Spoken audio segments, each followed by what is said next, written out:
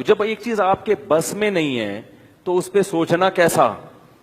یہ بھی ایک بہت بڑا نسخہ ہے سکون کا کہ جو چیز آپ کے اختیار میں نہیں ہے اس کے بارے میں سوچنا بند کر دو.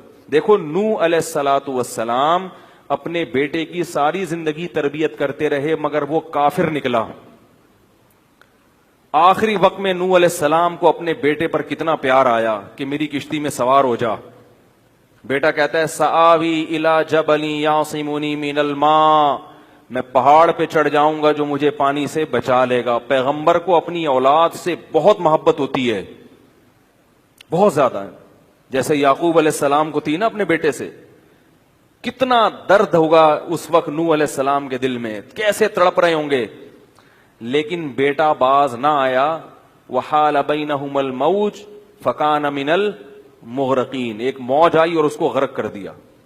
نوح علیہ السلام نے اللہ سے دعا مانگی ان ابنی من اہلی, اے اللہ میرا بیٹا میرے اہل و عیال میں سے ہے, تو نے تو وعدہ کیا تھا تو میرے اہل و عیال کا خیال کرے گا. اللہ نے کیا فرمایا انہ لیس من اہلک, یہ تیرے اہل میں سے نہیں ہے, اس کا عمل ٹھیک نہیں ہے. فلا تسألنی ما لیس لک بہ علم, دوبارہ یہ سوال مجھ سے مت کرنا.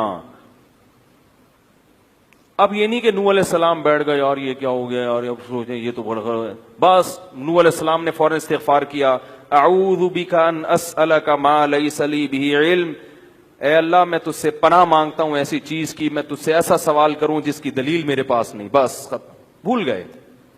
اب یہ تھوڑی کہ روتے رہیں بیٹھ کے, بھئی جو چیز بس میں نہیں ہے چھوڑ دو. تو ہم بہت ساری چیزوں کی ٹینشن لیتے ہیں جو ہمارے اختیار میں نہیں ہے.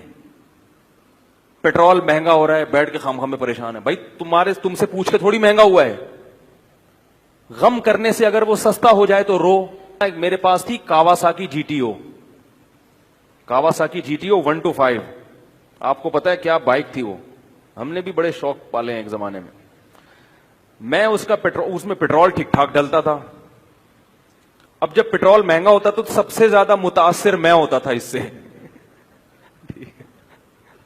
50 والوں کو کچھ نہیں ہوتا تھا. تو میں ایک دفعہ پیٹرول پمپ گیا, میں نے پیٹرول ڈلوایا اس میں, تو اس نے کہا وہ 5 روپے پر لیٹر بڑھ گیا ہے. مجھے بڑا غصہ آیا. میں نے ساتھ والے سے کہا, میں نے کہا یار یہ کیا مذاق ہے یار, ہر تھوڑے دن بعد 5 روپے بڑھ رہا ہے, تو آپ کو غصہ نہیں آیا؟ اس نے کہا صرف میرے لیے تھوڑی بڑھ رہا ہے, پوری قوم کے لیے بڑھ رہا ہے نا. تو مجھے اس کی بات بڑی اچھی لگی. اس نے کہا میرے اکیلے کے لیے بڑھے تو مجھے غصہ آئے, سب کے لیے بڑھ رہا ہے تو چلو ٹھیک ہے. اس دن کے بعد سے اب تک پیٹرول بڑھنے پر مجھے غصہ نہیں آیا. میں یہی کہتا ہوں یار مجھے ٹینشن لینے سے کیا ملے گا, 100 روپے لیٹر بڑھ جائے, زیادہ زیادہ یہ ہوگا, بہت زیادہ بڑھے گا تو گاڑی بیچ دو.